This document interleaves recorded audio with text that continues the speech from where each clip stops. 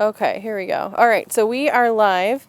We're talking about estate planning, law, the legal system right now, courts, and I've got Heather WALSER. She's an attorney with LAVELLE Law with us this morning, and we're just going to talk through kind of the current state of law, the legal system, estate planning especially. So these are issues that we talk about with our clients, and that's exactly what Heather does with her clients as well, prepare those estate planning documents.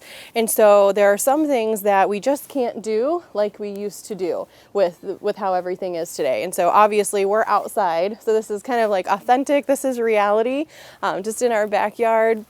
And so we just wanted to get some information to you just because it's important that you know, because there might be a situation that you need to act, you need something done, and now you know just kind of what that looks like or what the process looks like, and even what's available to you. So because I'm sure that there are, all different varieties of what we're talking about. So I'm just gonna have Heather kind of give us just a big overview of what that looks like now, how things have changed a little bit, and then we're gonna go into the specifics of estate planning documents specifically.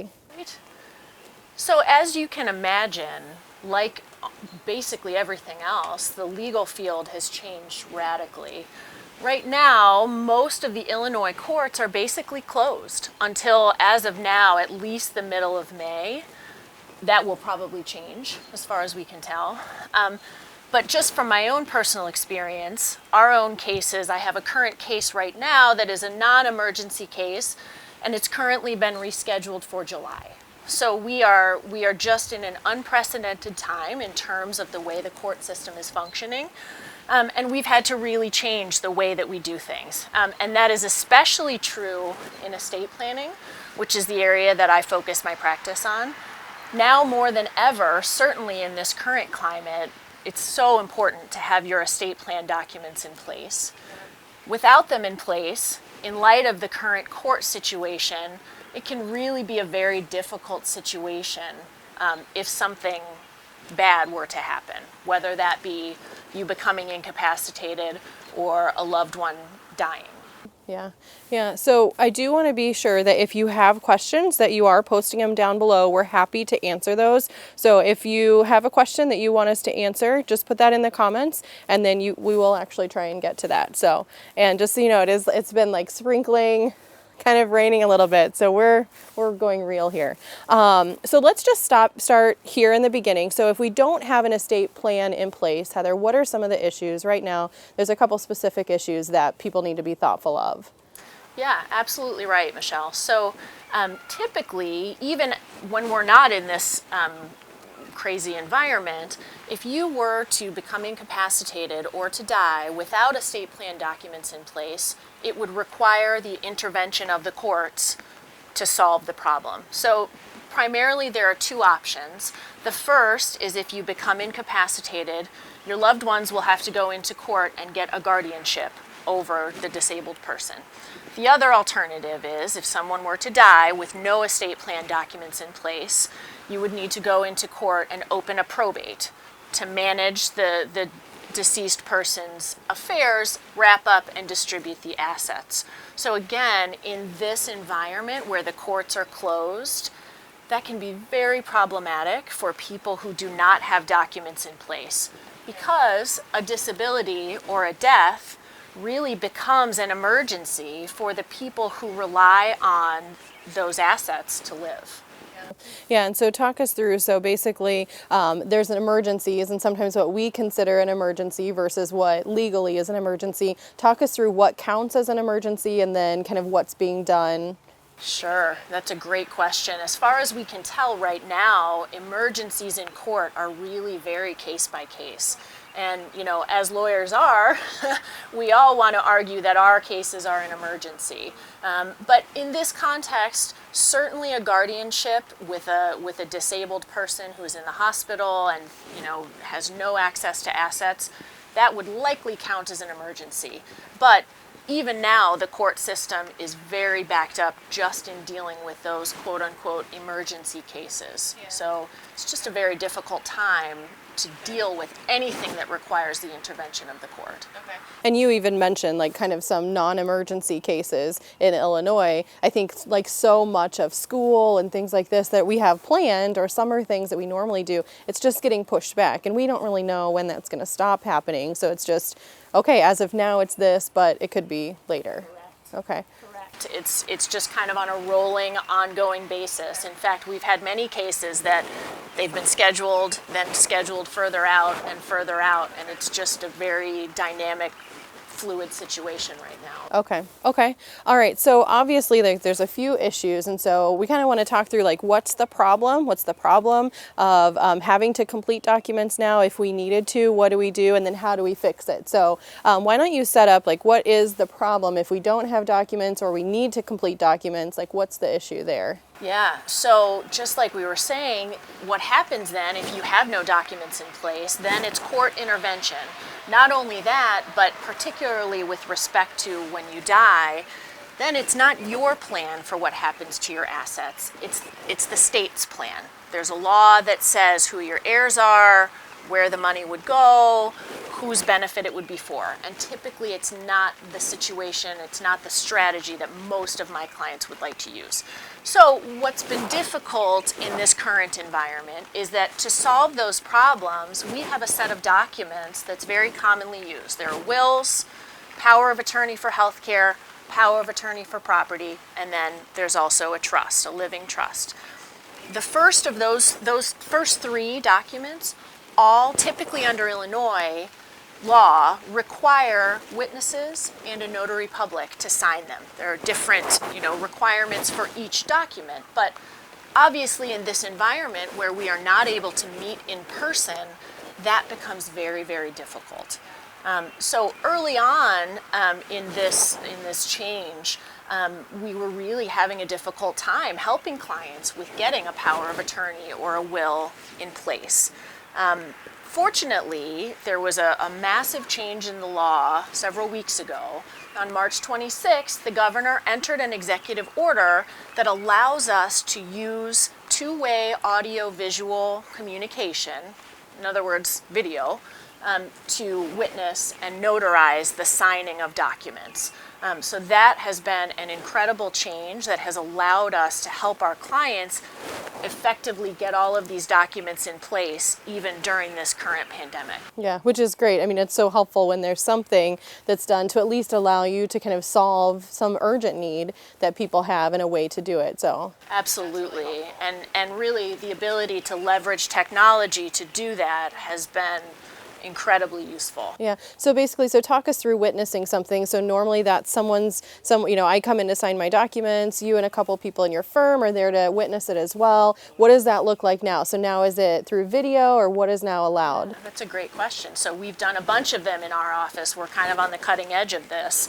So the way we typically do this, like Michelle said, is that we meet in a conference room and everyone sits around the table and we watch the signing and the notary notarizes everything. The way that we have shifted at this point is we actually have a couple of options. One that we have been doing for people who maybe are not as comfortable with technology, we've been having clients do what we're calling drive-up signings, where they drive up in their car, they stay in their car, and we witness from a distance, and that works great. But what we're finding is even better and even more convenient for the people who have the technology to do it is we all join a multi-party video conference. So typically we use Zoom, but there are a lot of other options out there. The clients then have the documents in front of them. They sign, and they have to hold each page up so that every witness on the Zoom call or on the two-way conference can see. They sign everything. The witnesses all watch it occur. Then they've got to send us the documents in electronic form. Now, there are a few requirements. We've all got to be able to see and hear. Each party on the call or on the video has got to be able to see and hear. Each party has to be physically present in the state of Illinois. And then, as I was kind of alluding to, the documents have to be transmitted back and forth. So the signing party has to be able to scan the documents and send them to me via email or fax. It really is a pretty seamless process, though. We've got a nice system, and it works very, very well. Yeah, that's great that we still have the ability to get things done that we need to, because the reality is that I think what people are finding is we're at home, so we're thinking about these things that were on our to-do list, and I think some people are making decisions now for what they need to do when this is over, but there are people that are making decisions today that actually need to act on those or do something or put something in place. So this is really helpful to actually be able to do that. I know that we've even noticed like some clients, so completing tax returns, like very similarly, you know, you need to submit those or sign them. And so some of those things, like even just scanning things in, like if you don't have a scanner, there are ways to do it with your iPhone. So there's a lot of tools I think we're all learning as we go along to be able to complete these documents and send them between each other that, you know, we just didn't know existed or now do. So there are some things. So basically, the process is very similar. You can prepare the documents remotely, and now this issue of signing them, there's a few different options, so that's helpful. And then let's just talk through, let's say someone doesn't have the ability or doesn't, you know, I think there's one set of people that are at home and they're able to take care of some things. There is another group of individuals, parents who have kids that are doing school, and I think with them, we're really finding it's hard, you know, to do school and work and to be able to manage everything. And so that's something that's where it's like, okay, they may not be making decisions to actually do things right now. So they're thinking in their head, I need to do something when this is over. But there are some things that they can actually do with their estate plan to actually get some things in place. So let's talk through a few of those, because when this first started and you didn't have the ability to sign remotely, this is what we were kind of thinking through. How can clients still get things done? So what are some of the alternatives, like with a trust or some of the documents you were thinking initially people could do? And then we'll talk through some of the paperwork, some of the basic things. Sure. No, that's a great question. Yeah. I alluded a little earlier to one of the common documents we use in estate planning being a living trust. So a living trust allows you to set up your assets really both for if you become incapacitated and for when you die. And fortunately, under Illinois law, a trust document does not need to be witnessed or signed by a notary public. So that gives you a little bit more flexibility in terms of preparing the documents. And really our office is also, we have a lot more ability to work through documents like that with clients, even if they are not able to focus on the signing piece of it. Between email and phone calls and video conferencing, we can prepare those trusts really pretty seamlessly.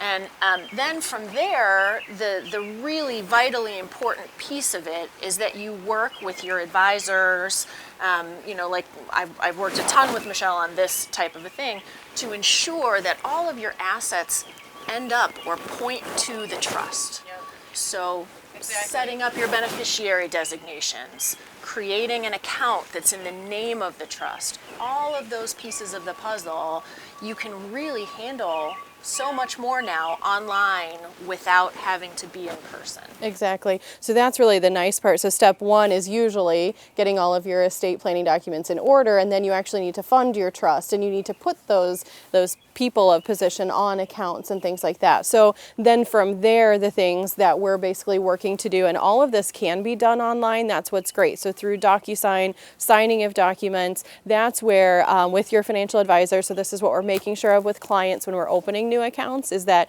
you have the beneficiaries on your accounts as you want them. So whether that's a trust, whether that's individuals, all of that can be named on there. And then the powers of attorney, so who has access to act in an account. So usually we're using the power of attorney documents, and those are consistent, but then with your account you can actually name a power of attorney. So if something happens, they're already listed on the account as a power of attorney, not as an account owner. So this is not naming them as a joint account holder. You're just naming them as a power of attorney or a beneficiary, a transfer on death, if that's what's needed. So there's some really specific things you want to be careful that you're not just adding people to your accounts in a certain way that, you're actually gifting assets or giving someone else authority to act. So those are some of the things, and that, Heather, you mentioned beneficiaries pointing to those trusts that were created. So, okay.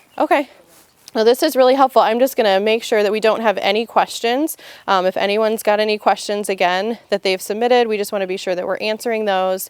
I don't see any, which is great. We're going to basically take this video and kind of break it up into little snippets, because these are important things that we think people need to know now when they can't get something done, because it might become a priority for someone who doesn't think it is today. It might become something that they need, and at least now you kind of have a heads up of what to do and what can be done. Any final thoughts that you want to share with us, or do you feel like? No, I mean, I think we've covered most of it. I guess the takeaway from all of this is that now actually is a great time to think about all of this, because we can really square things away even while you're physically distancing, even while you're working from home. We can take all of these steps and get all of these things done. Great, yeah. And this is why it's fun to work with Heather, because it takes a team to make sure that what gets set up in your documents, now the advisor is actually putting on your accounts. And so this is what's fun. As we work together, we can make sure for you that things are getting done how they should be appropriately. So please let us know if you have questions. We're happy to answer those even after this. But we hope this has really been helpful to give you an update on the current estate planning and just legal environment.